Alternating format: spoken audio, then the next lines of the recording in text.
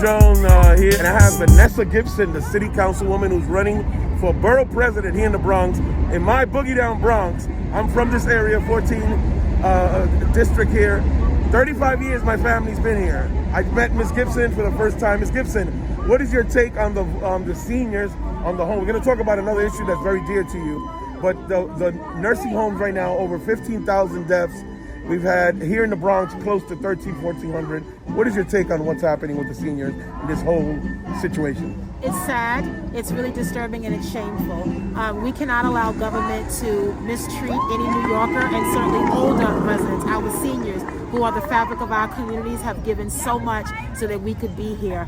When I learned about what happened with the state of New York, and unfortunately the governor and the health department shielding information from the state legislature and really from everyday New Yorkers, many have been impacted. They had family members and relatives in nursing homes, and when you think about what has happened, it's really deplorable. And certainly asking for investigations at the federal level with the Department of Justice, the Attorney General's office, we ask for that to happen in an expeditious fashion because we deserve answers. Families deserve answers about their loved ones. During this time of this global pandemic known as COVID-19, we were not able to visit our loved ones. We could not go into nursing homes, and we had to rely on video conferences and talking to staff just to understand the magnitude of our loved ones and their health. And so it's really a shame that when you hear about these cases, so many of our residents have been taken advantage of, and we cannot allow that to stand. I first and foremost want to express my condolences and send my love and thoughts and prayers of comfort, healing, and strength to every New Yorker who has lost a loved one during this pandemic. Thousands of New Yorkers, thousands of Bronxites lost their battle, and many of them lost their life in a nursing home. We were not even able to say a final goodbye, have a proper burial and celebration of life. And so it's heartbreaking when you think about what is happening.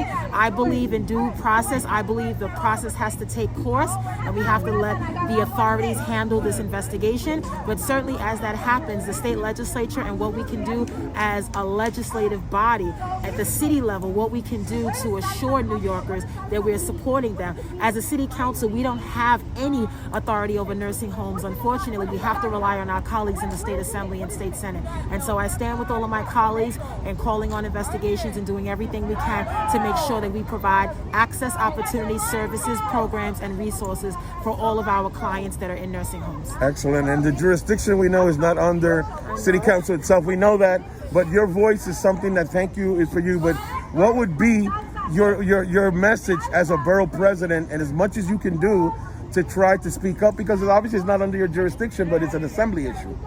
Yeah, and you have other issues too, right? You have other issues that Yeah, issues that affect nursing homes are under the jurisdiction of the state of New York, so that would be the governor and his administration and the state legislature, the state senate and the state assembly.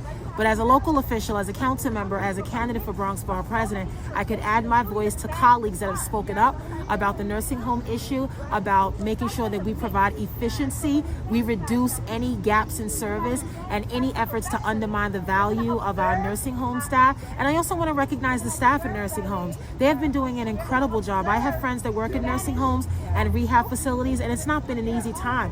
They are risking themselves to protect our loved ones while they are in care, while they are during the healing process. So I want to recognize the first responders and essential workers, healthcare heroes and sheroes that serve every single day in our nursing homes. I think sometimes when you hear about this particular scandal, we forget about the workers, the nurses, the CNAs, the medical assistants, the doctors, the clinicians, the psychiatrists, the physical therapists, all of the staff that are in nursing homes every day that are just serving. All they want to do is their jobs, provide a service, and go home the same way they left. And so we want to, again, recognize all of you for that. But I can add my voice as an elected, as a candidate, in making sure that we identify the issues, we address it, and we come up with real concrete solutions so this never ever happens again. Thank you so much, Councilwoman. I wish you all the luck. Thank you. And also the Latinos are going to see this too, that that you are strong for all cultures. It's black, white, yes, Hispanic, that's right. but especially Latinos here. There's so many Latinos in the Bronx. Yes. I mean, for the Latinos too, we've lost so many, and I'm a Latino. Thank you so much, and I wish you so much luck. You're going to be a strong candidate. Thank Everybody you. else better be careful of the other candidates. What do you think?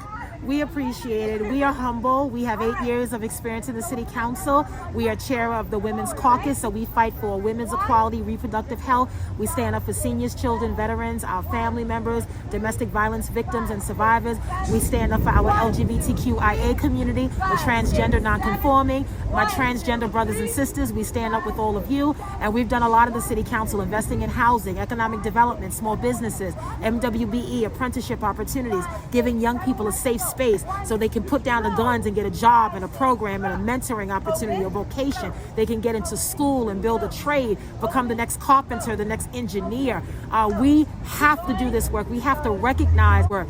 Check us out, GibsonBP2021.com. Look at our record: 8 years city council, 4 years state assembly, only candidate in the race with city and state experience. And we are running because the Bronx is ready for new leadership. And we want to recognize the incredible work of Ruben Diaz Jr. and his team. Because of his work, we have been able to serve, and we are honored and will be privileged to be your next Bronx Borough President, Tuesday, June 22nd. Don't forget to vote. Early voting starts June 12th. We appreciate you. God bless you. BX, Boogie Down Bronx, birthplace of hip hop, home in Yankee Stadium. I can't do the symbol because I have one arm, but God bless, and I'm from the Bronx here. Thank you so much. Councilwoman Vanessa Gibson going for Borough President here in the Boogie Down Bronx, my Bronx, and I wish you all the luck. Thank you so much for this interview, okay? Thank you so much. Thank you.